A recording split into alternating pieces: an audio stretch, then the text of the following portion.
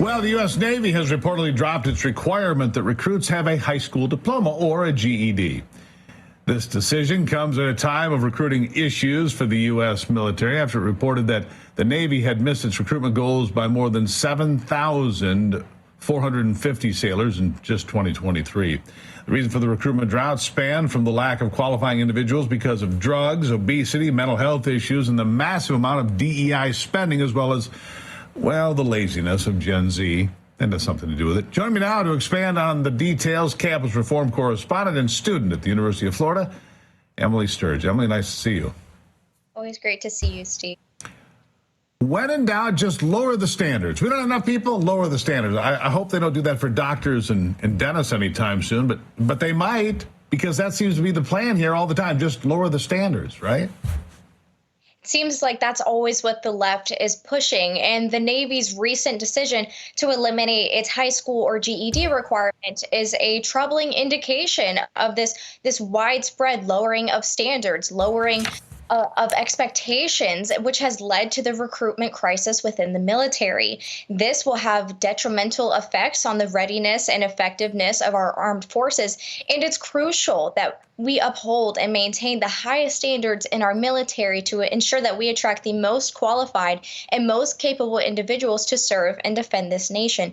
But it doesn't seem the Biden administration is too worried about that. It seems like their priorities are elsewhere with DEI spending. Yeah. So obesity, weed, no body shaming. You can be whatever. You can be 100 pounds overweight at the age of 18, which is a path for self-destruction, honestly. Diabetes and heart disease and all of those things and premature death. But hey, don't hurt anybody's feelings by saying, hey, you can lose some weight. Tell everybody, hey, marijuana's great. It's on every street corner here in America. And by the way, when you're done with that, you can go get a Big Mac value meal. I mean, come on. We've done this to ourselves, haven't we? It's alarming. A staggering 71% of my generation, Gen Z, is ineligible for military service due to issues such as physical and mental health problems, drug use, obesity, and even misconduct. This alarming data highlights the urgent need for a renewed focus on recruiting and retaining individuals who are capable of fulfilling the rigorous demands of our armed forces.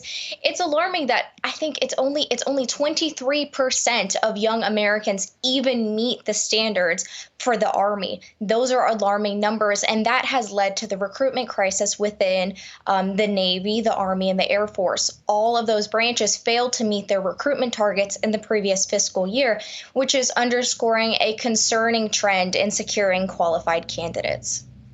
Yeah, it's 71%. I wrote that down. Of your generation are ineligible for a host of reasons. And that's another one of the reasons we can't get a whole host of jobs filled in America. You can't pass a drug test. You can't drive a big rig. You can't run heavy equipment. Can't do a whole host of things. It's a frightening place to be. What do we do to correct this? I'll give you the last word.